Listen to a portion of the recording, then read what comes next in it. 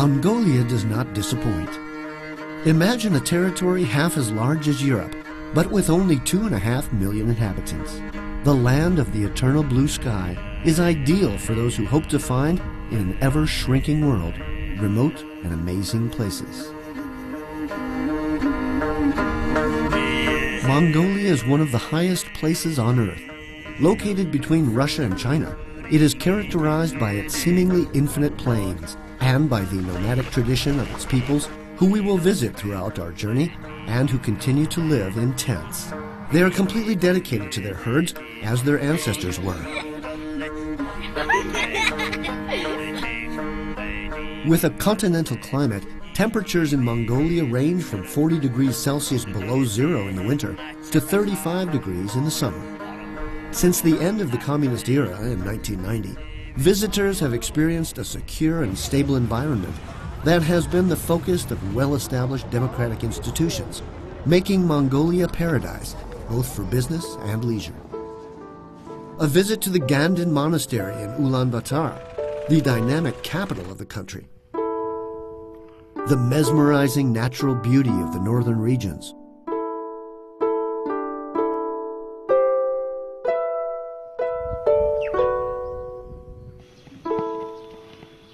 Even the mythical Gobi Desert, where we will encounter huge dunes and the main dinosaur fossil digs in the world.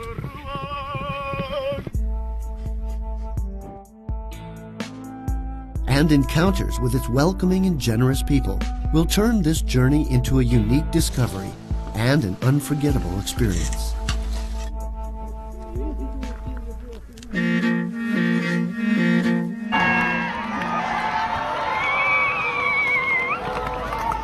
Here one can experience the flavor of unknown territory without any preparation, without dressing, and with a spontaneity that is certain to leave a lasting impression. Atop their horses, Mongols gave the world the largest empire it had ever known in just 25 years. Larger than the Roman Empire, larger than all territories conquered by Alexander the Great, Mongolia was forged under the leadership of Temujin, known as Genghis Khan, the emperor of all men to his men, who venerated him and still venerate him today. In 1206, Genghis Khan was able to put together the most powerful and disciplined cavalry ever known, with warrior horsemen capable of mobilizing for war in an instant. Genghis Khan created the feared flash warfare, a tactic that modern armies still use.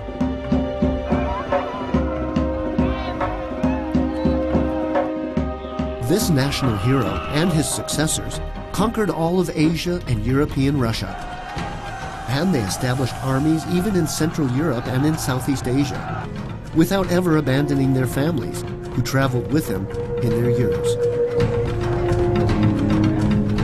Genghis Khan's conquests were a major reason for the genetic mix that took place between Mongols and other people. It is said that the greatest treasures for the Mongols were the two key elements for life on the steppes: women and horses. It is also said that 1 out of every 200 people is a descendant of Genghis Khan. Although only Mongol children are born with a blue stain on their back that disappears after their first year. Along with a tradition of liberty and free movement that characterizes nomads, and during a period of time known as Pax Mongolica, the Mongols covered an open and secure territory for commerce and for the free practice of religion that began in the Far East and ended in Europe, an area that voyagers and explorers such as Marco Polo took full advantage of. After the death of Genghis Khan and of his eldest son, nothing more was known of his audacious cavalry. The Mongols are still the only people to ride on foot, which enables them to cover long distances without tiring out the horses too much, since the horseman eases into jumps with his knees, and also allows them to rotate their torso completely in order to shoot arrows against the enemy in any direction.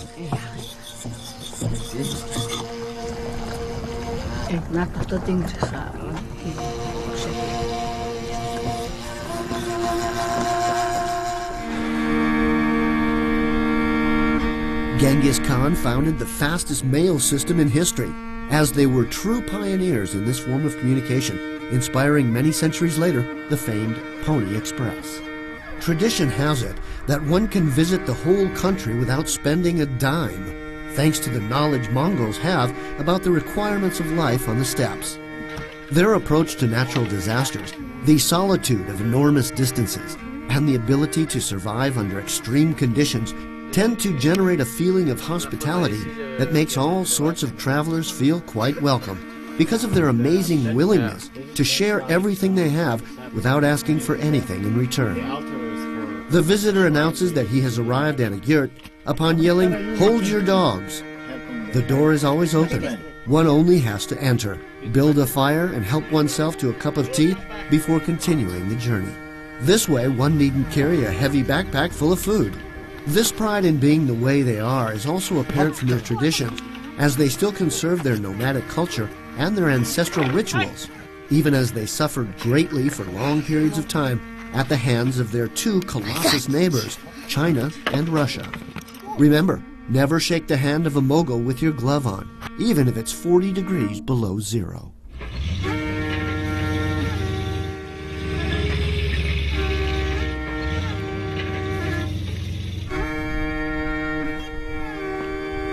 With 80% of its territory dedicated to pasturing, Mongolian nomads search for pastures for their varied herds.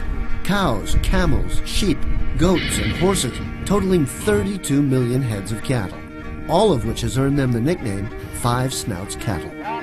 They provide families with transport, clothing, milk, meat, trading goods, and even a source of fuel, manure for the yurt's chimneys. We are a group of 12 families, and I'm the guide of all these families.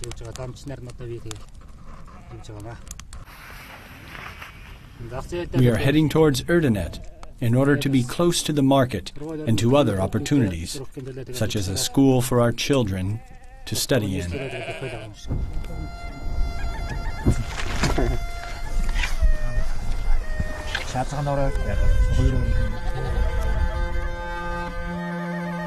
The nomadic home is easy to transport and can be built in just 2 hours.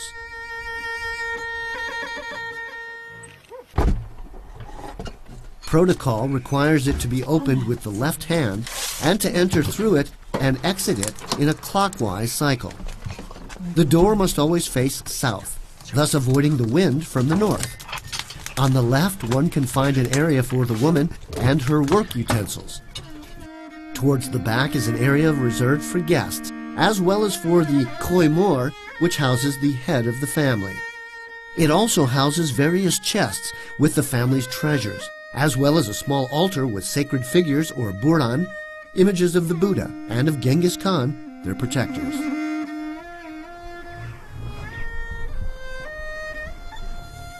Daily chores are evenly distributed. For instance, it is the woman who milks the cattle, something she does twice a day, while the man goes out to get wood or watches over their cattle.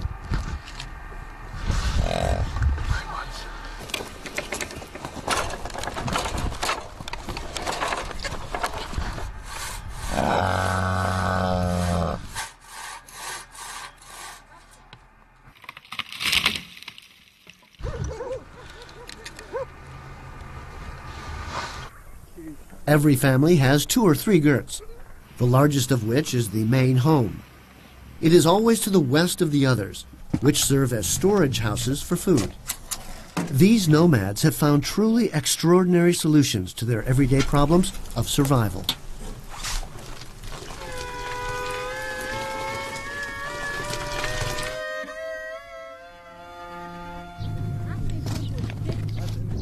Ayraq is the Mongols' traditional spirit, the national beverage. It is prepared during the summer by storing mare's milk for a few days and always mixing it with the same pole.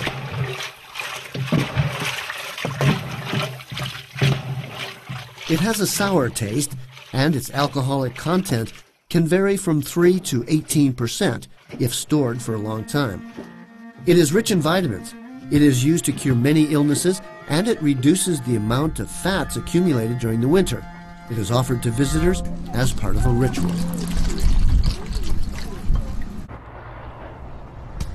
In such a vast nation with a low population of only 2.5 million people, Ulaanbaatar, with a population of 1.5 million, is the only urban center worth mentioning. It is an excellent point of departure from which to prepare, rent, reserve, and buy all that's needed to face rural Mongolia, a trek that must be made on 4x4s and Russian trucks.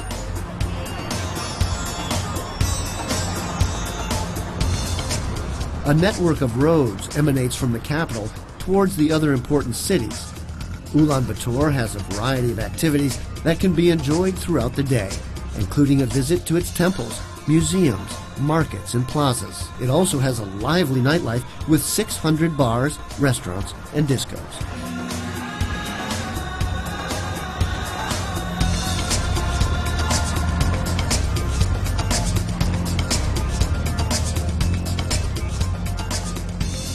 Its name means Red Hero, in honor of the Mongol national hero Sukbatat, who proclaimed Mongolia's independence in the 1920s.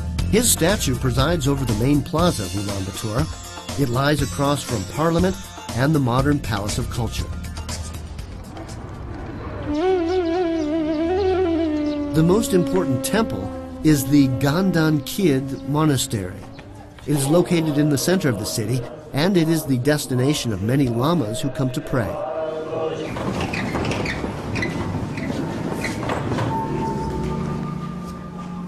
One of its smaller temples has a 25-meter statue of Buddha Avalokiteshvara, made out of bronze and covered by beautiful gold stones, which was blessed by the Dalai Lama in its 1997 inauguration.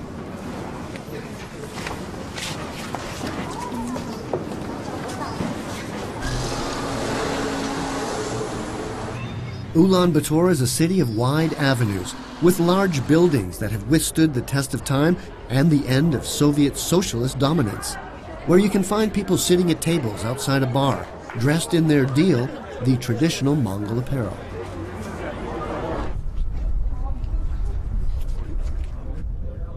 From the Saizan Memorial, built by the Russians on a hill on the outskirts of the capital, one can enjoy some truly breathtaking views of the city.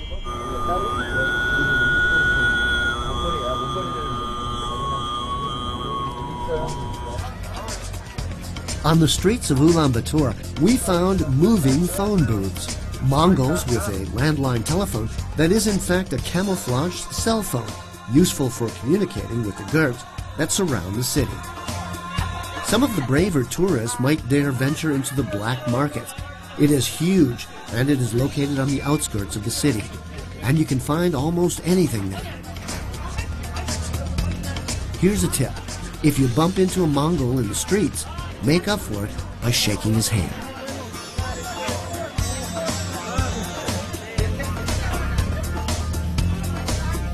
Ulaanbaatar has an excellent university with a historical library famous for its Mongol, Chinese, and Tibetan manuscripts.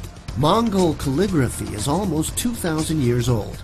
This is besides the symbolic pictures, seals, and letters we found on rocks, caves, and petroglyphs spread throughout the country. Mongol classical writing is one of the marvels of spirituality and a beautiful legacy of Mongolia that was inspired by the special sounds inherent in the Mongol language.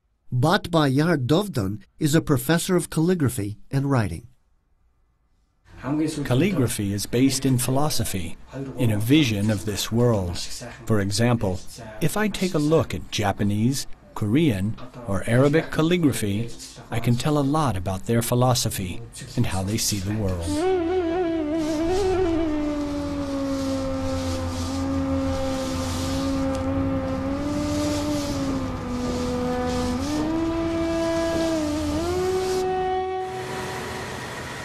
Their economy is based on the textile industry, and this industry depends on natural resources. We bought some handmade rug, dresses, and accessories, as well as some cashmere, a type of precious wool from goats with which they make clothing for export all over the world. Haute couture is one of the capital's fortes.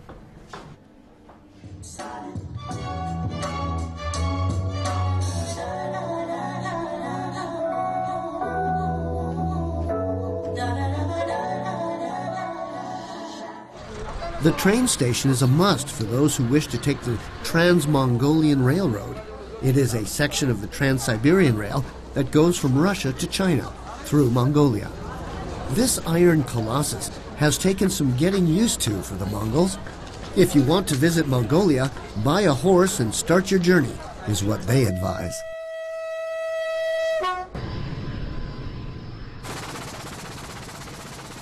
Some tourists prefer to spend the extra cash and helicopter their way through the country in order to save time. To each his own. We prefer our rugged 4x4.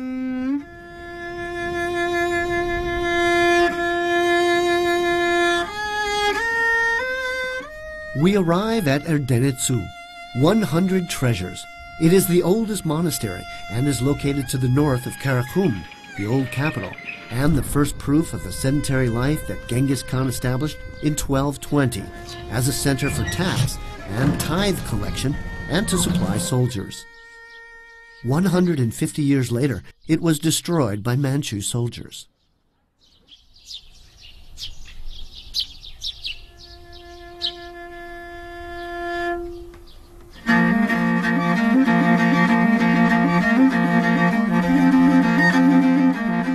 Erdenetsu outlasted the Russian purges. Rebuilt from its remains, it still boasts a square shape, and its gold stupa is flanked by a wall made of 108 white stupas.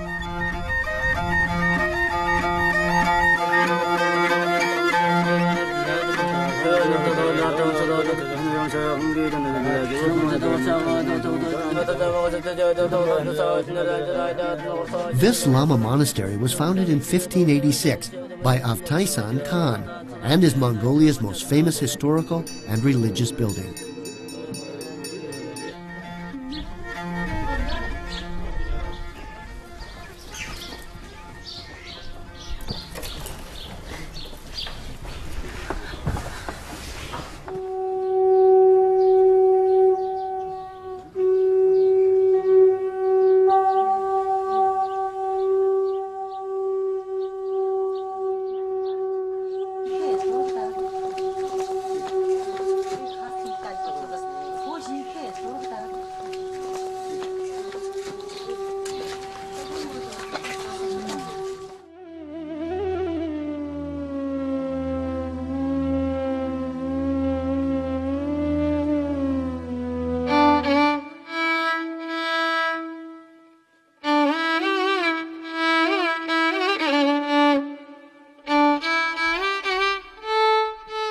There are sanctuaries and sacred places that are a lot older throughout Mongolia, such as the Deer Rocks, 2-meter-high monoliths in which pictures of deer have been carved, as well as other animals, geometrical figures, and sometimes human faces.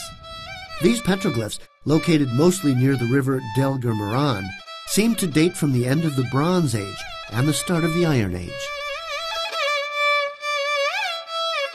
Many times, in our travels throughout the country, we happened upon ovos, a type of shamanistic rock, ovo topped with kadag, blue cloths, the color of the venerated sky and mountains.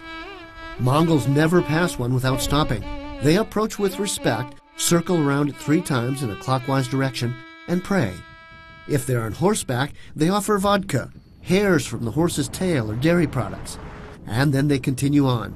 If you go by car and cannot stop, honking your horn 3 times will do.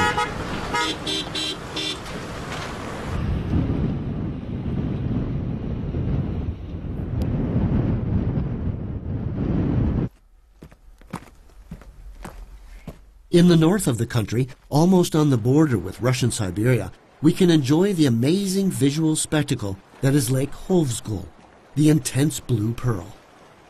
It has an area of 2,760 kilometers and is famous for the purity of its water and for its majestic environs. This great reservoir is covered with a sheet of ice in the winter. It is the only navigable lake in the country, and it holds, thanks to its incredible depth, 2% of the world's freshwater reserve. It is so transparent and so deep that staring into it could cause dizziness. It is a paradise for fishermen and ideal for spending unforgettable times in the midst of breathtaking nature. Taiga nomads live in Hufsgul Natural Reserve. They are Tsatan reindeer herdsmen with Turkish roots and of Tuva culture. They descend from the mountains with their reindeer searching for pastures. We will stay here for a while, but from time to time we have to move in order to ensure the best pastures for our reindeer.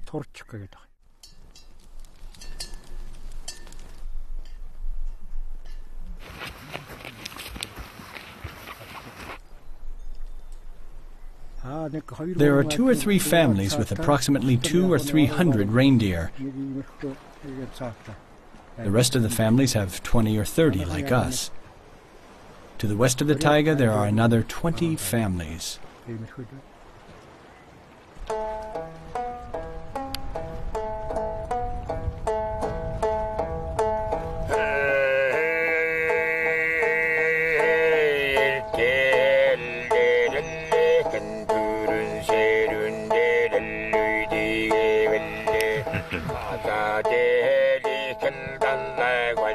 Their tents remind us of North American teepees. Their structure is made of Fitzroy wood beams, and they are covered with skins and canvas. The whole family is involved in erecting the teepees. They can be built quickly and protect its denizens from the winter cold. Even tourists who wish to take part in ancestral customs and learn about one of the last people dedicated to herding reindeer in the world.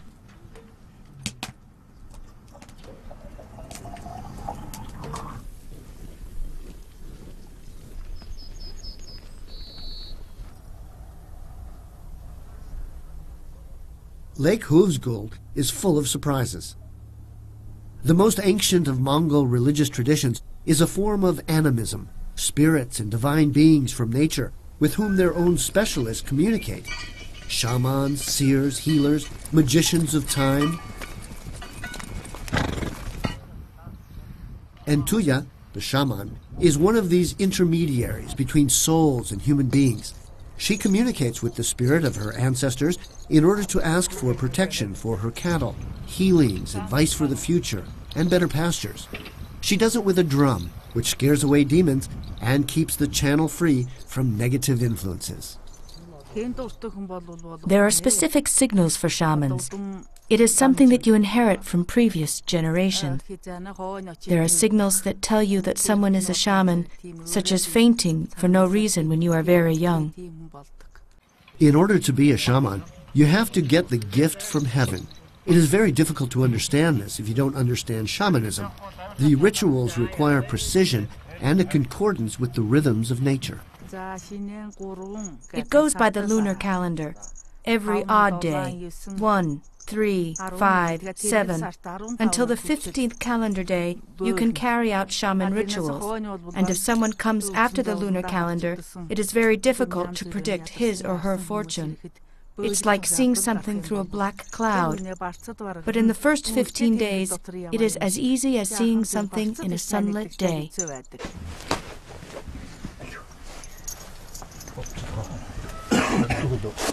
And with the appropriate symbolic dress, complete with boots, she gives us a ritual sacred dance that ends when she goes into a trance and thus begins her trip to the next world.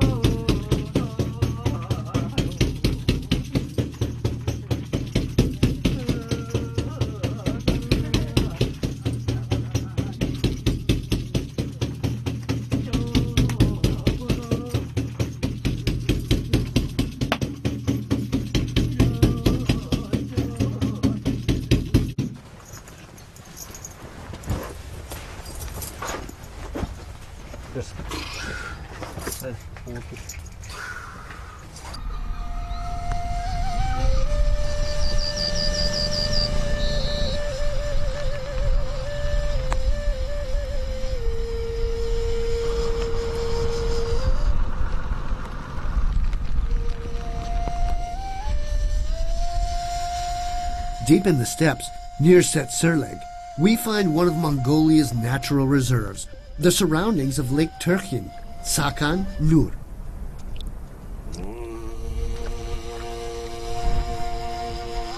The Orgo Ul mountain is an extinct volcano 2,240 meters high. It forms a natural park near the lake that is one of the most beautiful and virgin parts of the country. It is ideal for activities such as trekking, fishing, horseback riding, boating, and climbs up the volcano to finish off in a tourist Ger base camp.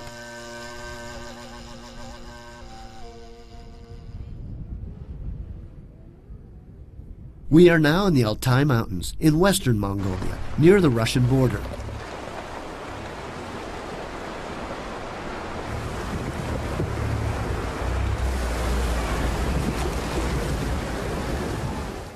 Faithful to their identity, their traditions, and their Muslim religion, the only Kazakh community in the country welcomes us warmly. Halamiya Nutar is Kazakh. He's a doctor, and he lives in the province of Hold with his wife and children. He also practices falconry with eagles, as his Turkish ancestors did more than 2,000 years ago. He trains her in the summer, reducing her intake of food as winter approaches and as her instincts become more acute and she begins to hunt. Of the 8 birds he uses to hunt, he prefers the golden eagle, the female, because she's more aggressive and larger than the male, capable of spotting a rabbit 2 kilometers away. Of course, you have to have certain abilities, but it is basically inherited from your ancestors, parents, and grandparents. Us Kazakhs have a great falconry tradition, and we hand it down generation to generation. They hunt rabbits, foxes for their precious fur, and even wolves.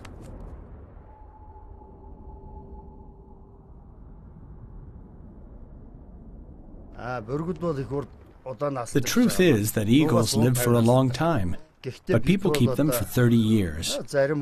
I personally keep them for 5 or 6 years. I've had this eagle in particular for 3 years. When they turn 5 or 6, they can reproduce, and I return them to nature. Later on, he returns to the Gyurt with his family, proud of his talent.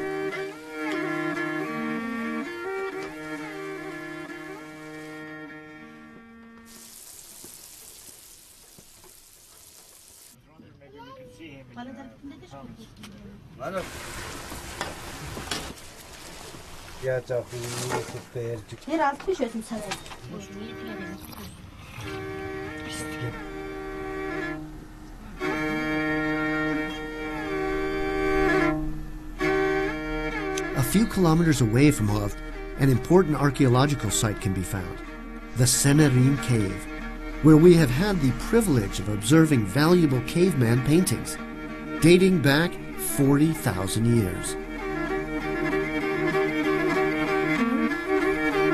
It's got beautiful passageways 18 meters high that require good flashlights and hiking boots.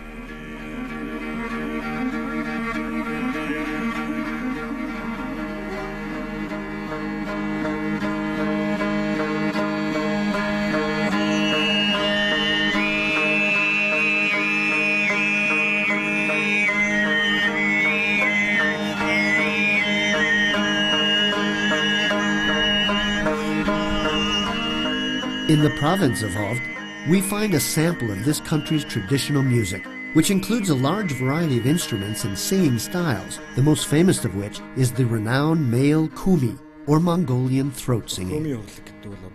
Throat singing is an art that consists in controlling both the throat and respiration. There are 21 different types of singing, and 4 of them are popular in Mongolia.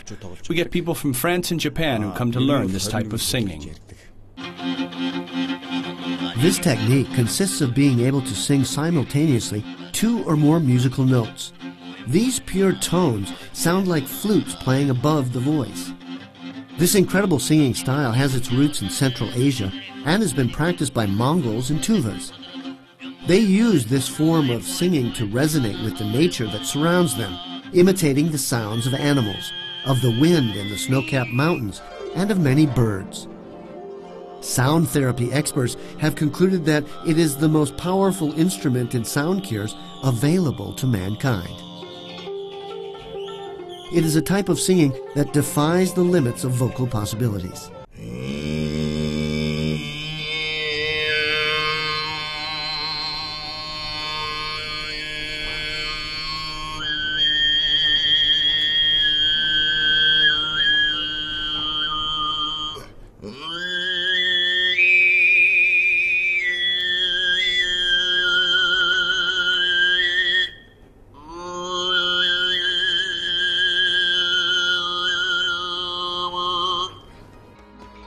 But what never fails to garner attention in any spectacle is contortionism. It is prevalent in Mongolia, but it requires talent and constant practice from the age of 5. It's no wonder that they are the true masters of this art. You have to train 2 or 3 times a day for 2 or 3 hours, starting at the age of 5.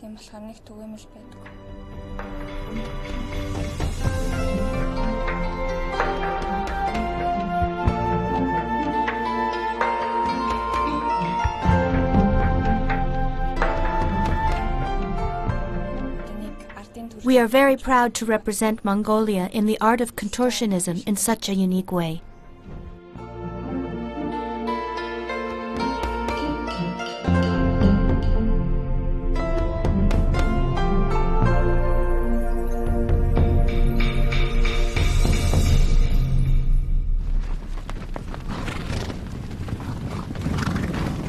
Life in Mongolia is usually spent on horseback. It is the land of the horses. Everything depends on this animal. Sports, leisure, life, transportation, work. Horses are mythical. They are legend. They constitute, in part, the origin of the Mongol Empire. It is thought that a child learns to ride on horseback before he learns to walk. Horse training in Mongolia is more than just a job. It can garner national awards and recognition if the horse responds well during a race and wins. The 40-day training period before the race is decisive. One must make a horse sweat and lose fat, which is why they use blankets to cover the horse while it runs. Kids are used as jockeys in races. They begin to ride when they are 3 years old and compete when they are 6. Part of the ritual is to make the horse know when the race is about to start, which is accomplished by singing to prepare it.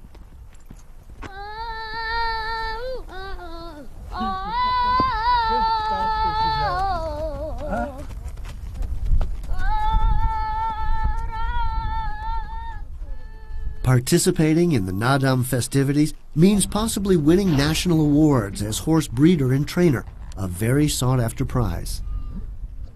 You need a lot of patience, effort, and dedication. It is my 60th anniversary as horse trainer. You have to work with horses from the day they are born. First, you have to decide if it can race. You can use a horse for 20 years. You need a lot of time and patience, and if you trust the horse, you have to follow your first instinct for it to be a good racing horse.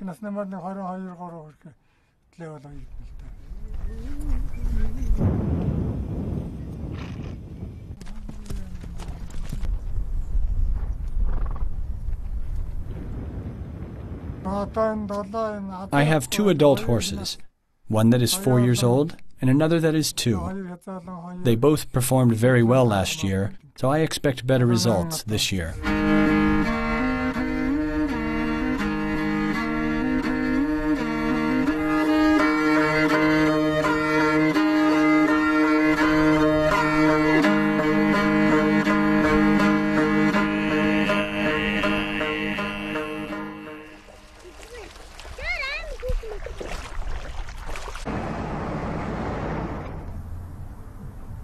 At the foot of the Khenti Mountains, where Genghis Khan was born, Terelj National Park offers us a very peaceful place in which to enjoy nature, to hike, swim, and horseback ride. Alongside a few nomadic herding families, the breathtaking beauty of the mountains, the steppes, and the alpine forests can be taken in at will. One can also enjoy 2 particular curiosities, the rocks of the turtle and of the book-reading monk. They are 2 among many enormous rock formations created by ancient glaciers during the Mesozoic era.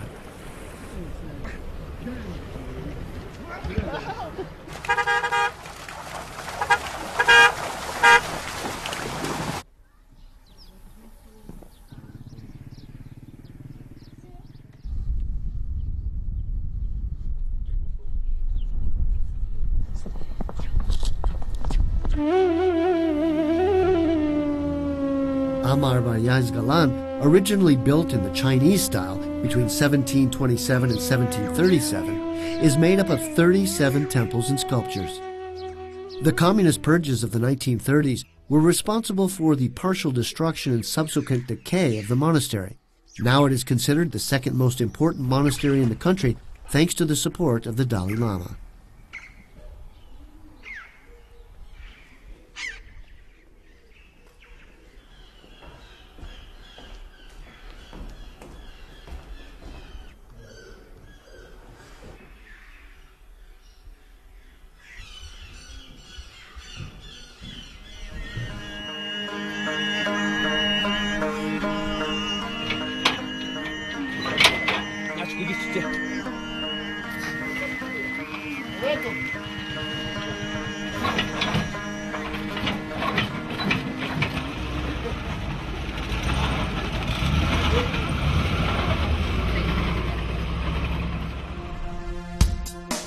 South of Amar Bayaz Galan, we find the copper mine of Erdenet, the third largest open-pit surface mine in the world. This is the most important company in the Mongolian economy. What's more, the city grew around the mine to such an extent that it is the second most important city in the country.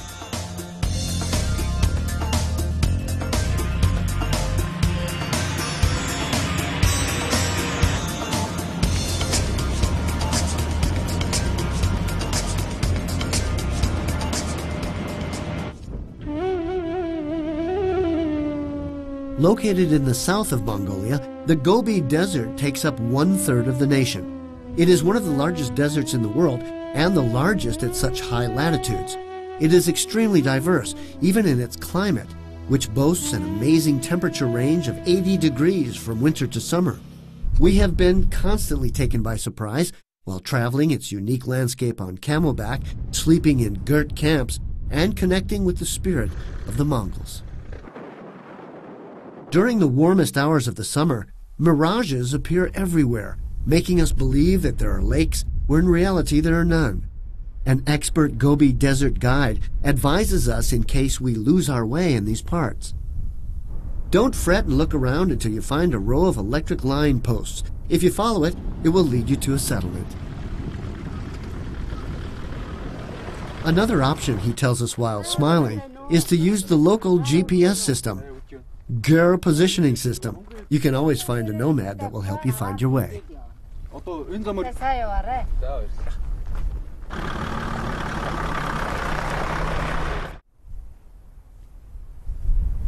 In the mid-Gobi region, we find a group of granite rock formations in which two monks carved inscriptions in the 19th century. Legend has it that Genghis Khan set up camp here during one of his journeys.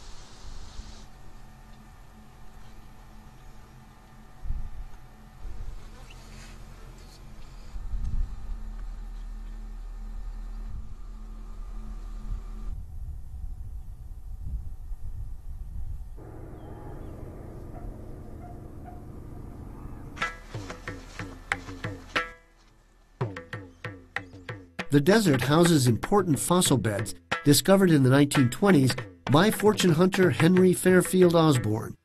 They include eggs, fossilized dinosaur skeletons, and the remains of Bronze Age civilizations that we can get quite close to, even the fossilized remains of the famous Gobi alligator.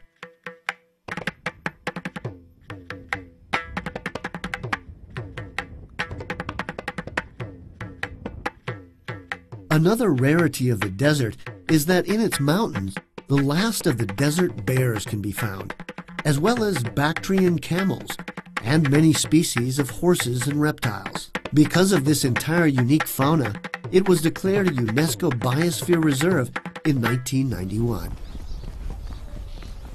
The Yolin Am Canyon, otherwise known as Vulture Row or Eagle's Entrance, affords impressive views of this valley, which has many secrets.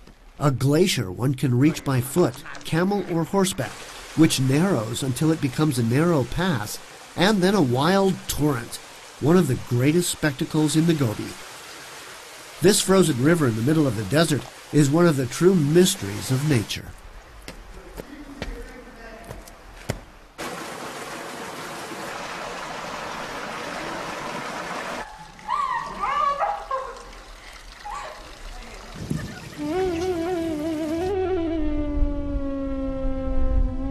The sand dunes of Hongorinels, which means singing dunes, are 180 kilometers long and 100 meters high, the tallest in Asia. They are thus called because of the sound the wind makes when it breaks on the dunes, though this wind can become a devastating gale that sometimes lasts up to 2 days.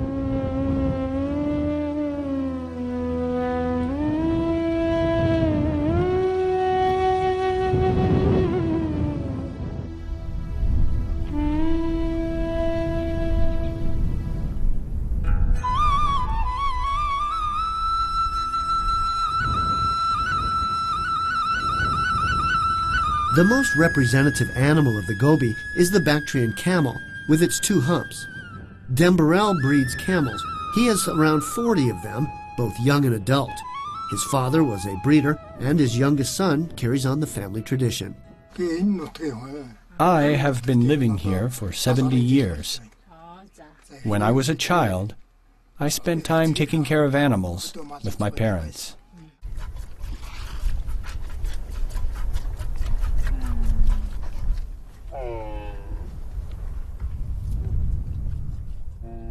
Camels are also used to transport accoutrements from the age of 4. Once again, it is the woman who milks and prepares the hors d'oeuvres, while the man entertains the visitors with a centuries-old Mongolian ritual. It is a custom for nomads who visit each other to exchange kurug tobacco bottles.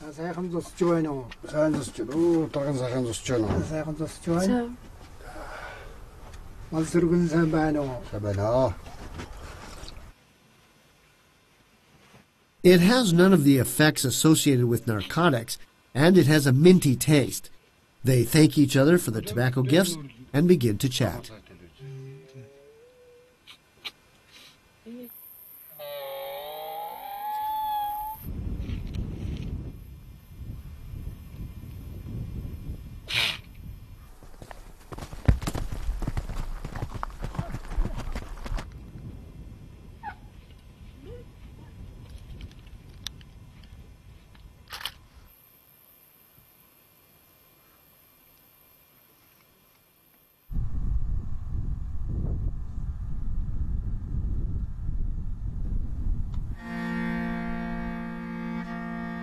The dunes lead us to Bayan Sag, which means rich in Saksaul shrubs.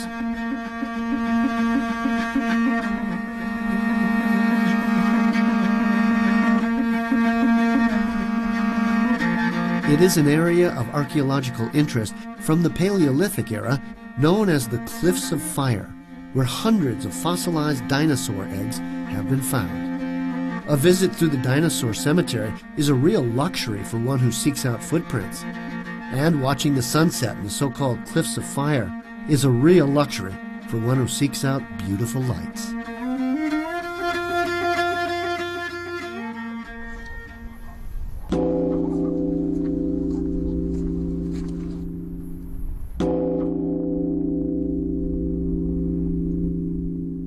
There are 2 centers of spiritual energy in the world. One is in Tibet. The other is in Mongolia, in Sainshan. Noyon Hutgat Dansan Varaj, a monk that reached a high state of nirvana, created this center. It is paradise for Buddhists, and it means sacred land. There is a 9-step path to reach nirvana. A visit here will make you feel this paradise in your mind and in your heart.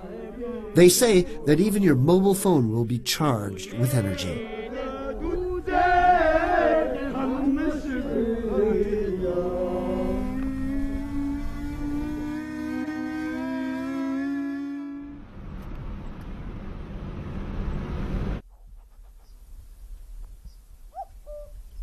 Hustai Nuru, Birch Mountains in Mongol. It is the national park of the southwest of Mongolia where not only deer and wolves live, but also the last 150 wild Mongol horses, called Przewalski, or Taki.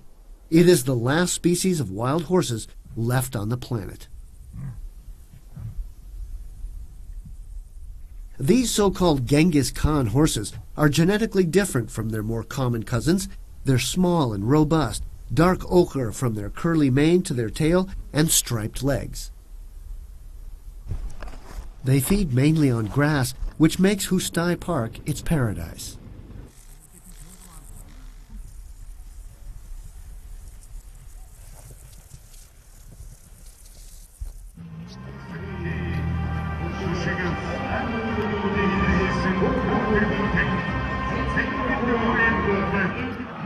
Nadam has been Mongolia's national festival since the days of the Hunu. It is celebrated every year from the 11th to the 13th of July, on the eve of the short but splendid Mongol summer. During this time, the rhythm of the city is transformed.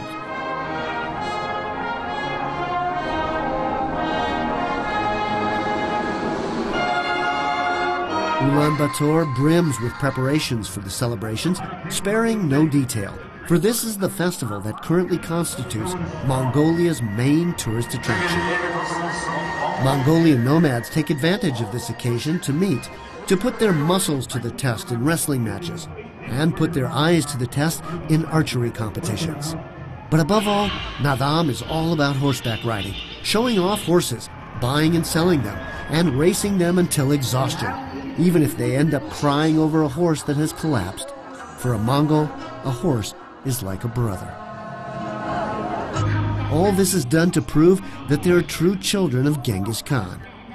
The three most important events of this festivity are three competitions: wrestling, horse racing, and archery.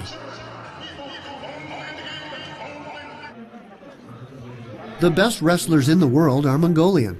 The competition takes place in Ulaanbaatar's central stadium. There are no weight categories nor time limits. The first wrestler to hit the ground loses, which is why they can remain tangled to each other for hours on end. The winning fighter receives the title of Lion and honors his defeated foe and the judge with the dance of the eagle.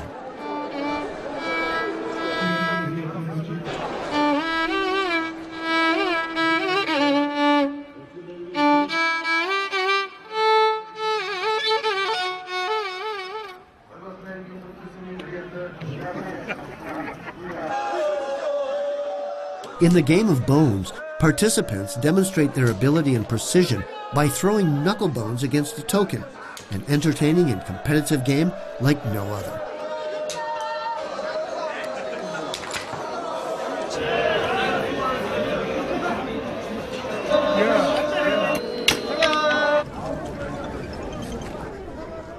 In olden times, archery competitions were of great military significance. Archers stand in line and shoot arrows at a target made of hollow balls, made of skin bundled up in the shape of a pyramid. Judges decide whether the shot deserves a point or not. If an archer hits the bullseye, the judges face the archer with their hands up high and sing the song of flattery.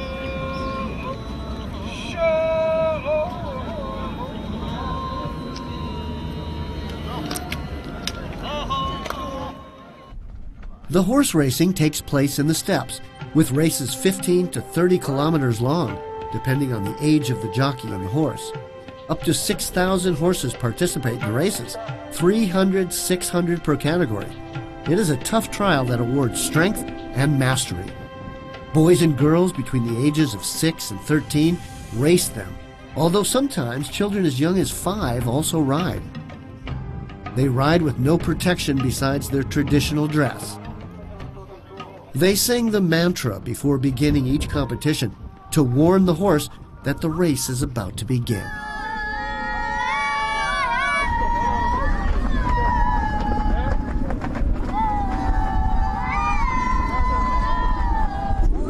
It is actually the horse breeder that garners all the honors, then the horse, and finally the jockey.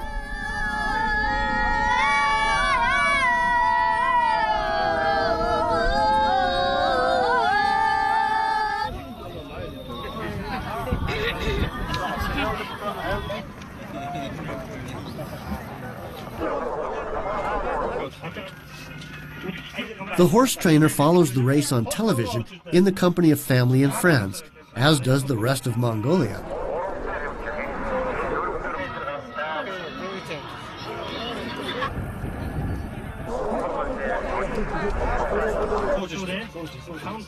They drink the typical ayrag and they rejoice when one of their horses wins the race.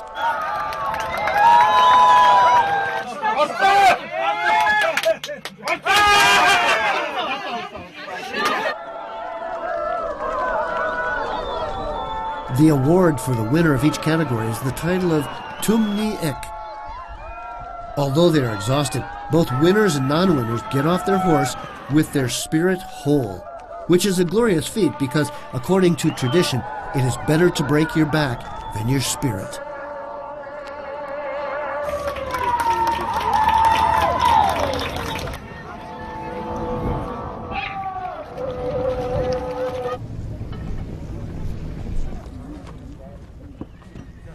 In the meantime, the horde of spectators gets close to the horses to get their sweat.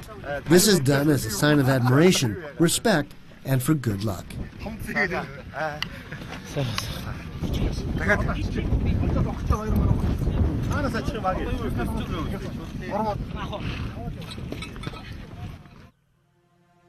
Celebrities such as Ewan McGregor consider Mongolia the ultimate undiscovered Zen destination. George Soros, possibly the most famous multi-millionaire speculator in the world, held his annual company retreat in a Gobi Desert garret. Nobody takes from Mongolia anything they haven't brought with him or her. The immense steppe is like the watering place of the heart, making the superfluous disappear and the essential flow. According to legend, good luck is an invisible horse that only the lucky ride without anyone noticing. When you lose control of your horse, good things no longer happen to you, and you will fall in disgrace. If you dare to delve into the nation of the blue sky, you might delve into your own self like never before. Absorb its ancient essences, its rustic virginity, and its adventurous spirit. Venture to ride the invisible horse that awaits you, and learn to ride it without anyone noticing. Good luck.